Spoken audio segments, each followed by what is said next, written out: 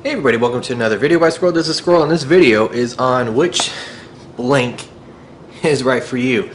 Now, there are some instances out there where you take a Savage or a Revo. Savage was meant to be a bashing monster truck with monster truck feel. You try to put that on a race course and yeah, it's not going to do too well. So you have a kit designed for a racetrack like the Revo. It's going to do a lot better.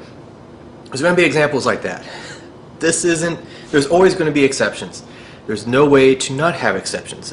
So this is going to be in a quasi, in the most generic sense, sort of deal as far as which buggy is right for you, what truggy is right for you, what on-road car is right for you. Now, this one came about because of the car. There was one guy who came out, and I remember this vividly, where he said, I can't believe the car is not winning as many races as it should be. It's superior to all the other buggies out there. It should be winning races left and right. Why? Why hasn't it? And it's like, well, because it's not necessarily the buggy. It's kind of a foreign concept to some. And when you get down to it, it's not how much money you throw into it. There's a lot of human aspect as well. So I have three buggies. The 810, which is pretty much as beginner entry level as you can possibly get. Wouldn't even call it a racer setup because of the small block engine, but again, because of the price point, it's going to be one of those appealing to entry level. You have your Mugen MBX6 M-Spec, which a lot of people call the creme de la creme of buggies, and then I have JQ, the car. So this is the one that kind of started the topic for me. I've had the topic in my queue for a while, but I just finally decided to get to it. I actually just got a bill. So let's see here. This isn't to say that the car is good or bad. This isn't to say that the Mugen is good or bad. It's not to say that the Losi is good or bad.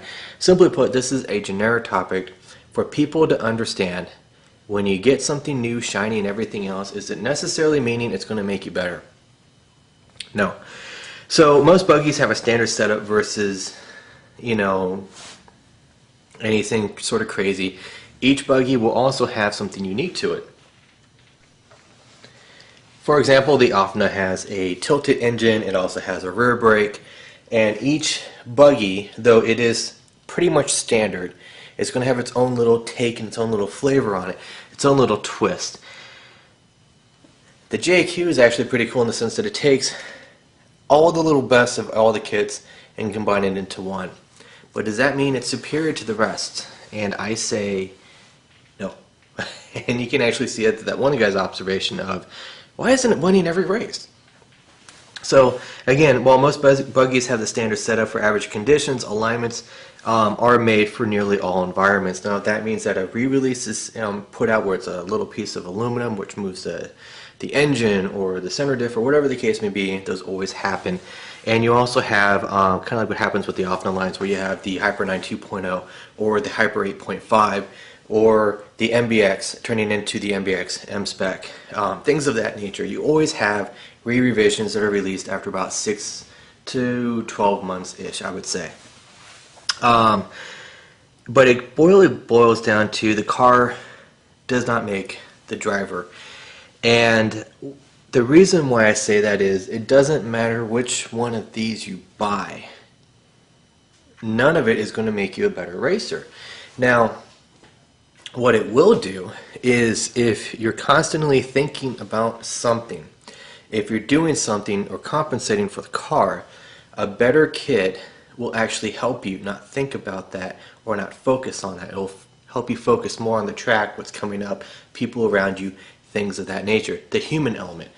And what it really boils down to is the human element of knowing how your kit is going to perform under what condition, how it's going to slide, how you're going to turn, how it's going to handle bumps, things of that nature. And when you know how your kit's going to perform, and it really becomes like a glove to you, it's going to become a lot easier to me, or to you. One of the things my dad told me when he was teaching me how to drive is don't focus on driving. Don't focus on turning left or whatever. You're turning the wheel left, and the car is an extension of you. And that's how your kit should be aligned as well. So your kit should be an extension of you. You should not have to really worry about how it's going to handle. The nice part about the car is that it's so highly adjustable that to the point where you can almost get it down to a more fine tuning than say a Mugen or Hyper or the Low C8, to where you can actually try to adjust that to you. But at the same time, not all those adjustments, just because you have 50 different adjustments to you, doesn't mean that you're always going to use it. For example, say your car setup, your one-to-one car, as far as your actual driver's seat to all the instrument panels and everything else. Once it's adjusted, most of them have the same adjustments, but once it's adjusted, it's pretty much one and done. So what I like to think of is guitars, because I like guitars as well. James Hetfield, Kirk Hammett, Eddie Van Halen, whoever can walk into a guitar shop and they can pick up a $200 guitar, and they can make that $200 guitar sound like it's a $3,000, $5,000 guitar. Why? Practice. It's skill. There's a lot of things to be said about having skill, natural talent, and natural talent allows you to pick it up and get going with it quicker, and then practice allows you to get to that point somewhat, but at the same time you have to practice to get to that natural ability that others have right off the bat. But there's no escaping practice. There's no escaping running on a standard kit. There's no escaping learning all the adjustments, what they do, or whatever the case may be. Just like James Hetfield can walk into a guitar store, pick up a $200 guitar and make it sound like a $5,000 guitar, Adam Drake can pick up any of these cars and he can win. Why? Because with the little points of adjustments to it, his own engine, pipe, whatever the case may be, he can get any car to win for him because of how he drives. It's because of the practice that he put in. Multiple lap times, minor adjustments, and then boom, it should be almost like his actual Low C8. So it's not the car that makes it for you, it's the practice. And that can be with any car. It doesn't necessarily have to be this buggy or this buggy or this buggy. It can be anything. And it's getting to know the little idiosyncrasies and minor adjustments. It's knowing what adjustments does what tires go well with what track, what actually helps you. Some people will give you a generic setup that says, well, this is what I used on this track, so it should work for you, and it won't. And it's because of driving style and skill. So if you don't have the above of skill, practice, or anything else, spending $500 on something when you could spend a lot less on a lesser style of buggy could actually do you, well, much more of a disservice.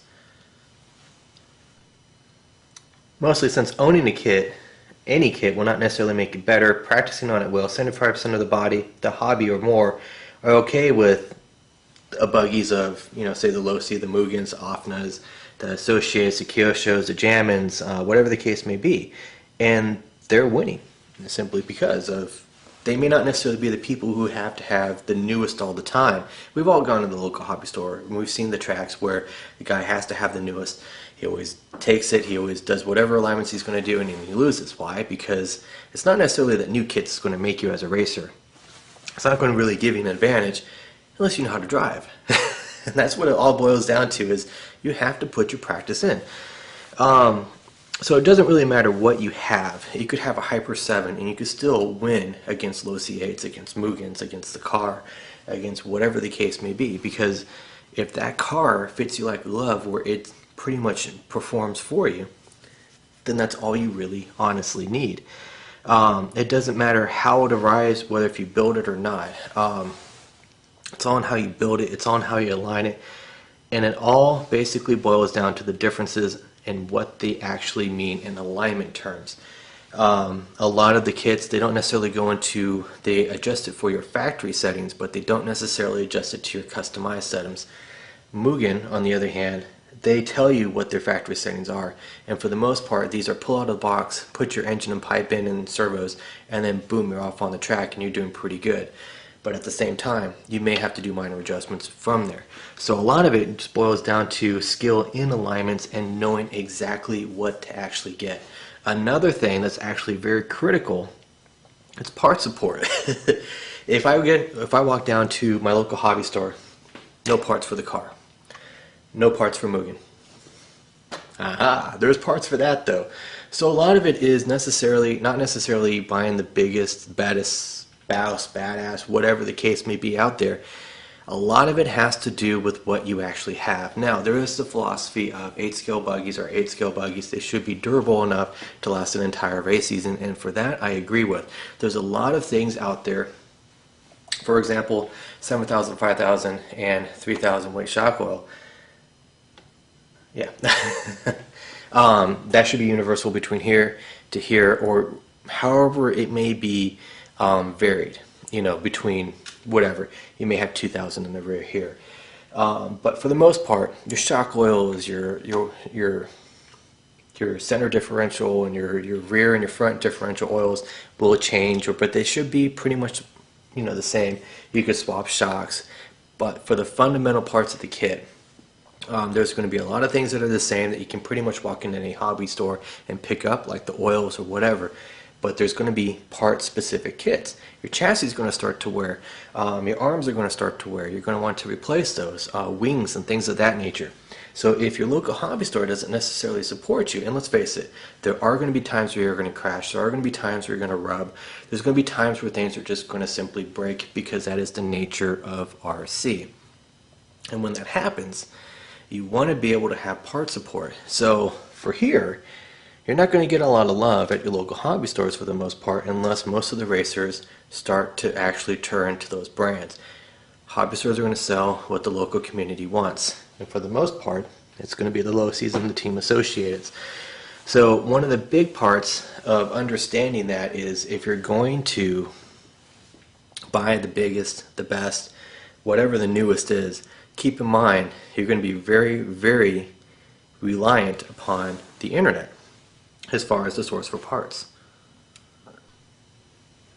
So as of today, when I'm filming this, which is February of 2011, a lot of part support for this. So you're going to have to go to pretty much a couple different sources, and that's it. Mugen, not a lot of local hobby stores. There's a lot of hobby stores that carry them, but not everyone. So the main thing here is, you're going to be racing at a track. The track is going to have a hobby store. Walk in there and see what's supported. It may be more beneficial to you to see what everyone else is racing and get something that can be supported there. Or if you want to be different, then look at your options as well. Feel free to check out what your stores have, not only locally but also on the internet, that you feel comfortable shopping with. Like, for instance, some of the big main brands, there's 2 of them. One won't carry the other, and then there's other ones too that will carry most but not necessarily carry all. So try to figure out where your part support is. And again, I'm not saying don't buy this or don't buy this. I'm saying who has the parts that you're going to need down the road.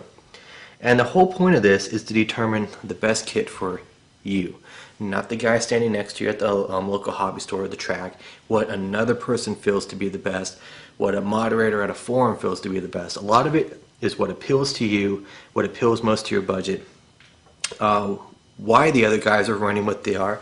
If 9 out of 10 people at your track are running low C8s, even though that's at 810, if most of the people at your track are running low C8s, ask them why. Ask them what they've tried, what they haven't tried. And more than likely, these people who've been running 8s for like 3 years, they're going to be able to tell you, this is why I run it, this is why I like it. And then go out and try to figure it out for yourself. Another thing to do is picking up the kit at the hobby stores and bouncing it between the two and actually holding it in your hand and looking at it. Which one feels the best to you? What track conditions are you running on? You know, what kind of track is it? What's going to be the best thing for you? What's actually going to handle the best for it? All the adjustments in the world aren't really going to do much for you if the average kit handles fine on your local track conditions. So having the ability to shift your center differential, your engine, or whatever may not be all that important to you if a standard 8, 810, or a Mugen, or a Hyper, or an RC8 will be just as good for you. And on the flip side, if you have the Mugen MBX5 or the MBX6, you may not necessarily want to go to the MBX6 M spec over what actually is there for you, and the upgrades may not necessarily prove into increasing your handling or increasing what you're actually doing. So a lot of it boils down to you. What's in your budget? What do you think is best? And basically, whatever it is that you feel fine with your own resolution to your own question, you know, whatever that bottom line is, that's what it should be. And a lot of the times, the people who get into the newest and the quote-unquote best, they find themselves going back to the old and reliable. And it's a lot of it is over part support issues. A lot of it is over, well, changed my driving style, maybe not necessarily for the best. I could get used to it, but at the same time, the other one fits me better. And a lot of it goes down to that human element. And the other thing is, well, I found myself maybe not necessarily using all the points of adjustment, but having just one standard setup with whatever minor adjustments for myself turned out to be the best, and especially on the rebuilding. So a lot of it is being your own self. You know, it's whatever is best for you and your own budget. Don't let other people spend your money for you. And I find myself seeing other people allowing themselves to let other people spend their money for them. I can't necessarily answer to the fact of why people feel the need to own the biggest and the best or the newest, but people have that. But all I'm saying is with RC, you can have the oldest and you can still whoop ass, because everyone else you're up against, they may not have the skill. And if you don't have the practice time, the skill, and the knowledge on alignments, it doesn't matter if you have 50 points of adjustment. Standard couple or whatever, maybe all you really need. And if you're just starting out, the best thing you can possibly do is buy a standard, run it, understand it, go between different tire types, go between your different shock settings, go between your different droops, all that sort of stuff, and figure out what's best for you. Then, if you want to try something a little bit more advanced with more options, go ahead. But at the same time, sometimes there's such a thing as too much. So with that, feel free to comment down below. I mean, go ahead. This is an open-ended discussion. There's a lot of people who are going to disagree with me as far as, well, you know, I personally think that having more options is better, or this, that, and the other thing. Or I think that, you know, say the car is the best, or the Mugans are the best, or the 8s or the 810s, or whatever the case may be. But at the same time, there has to be some sort of logic of the newest is not always the best. Sometimes the classics are just as good, but all of it comes down to you needing to get off the couch, off the computer, off the internet, and driving it for yourself. So with that, I thank you for watching. Take it easy.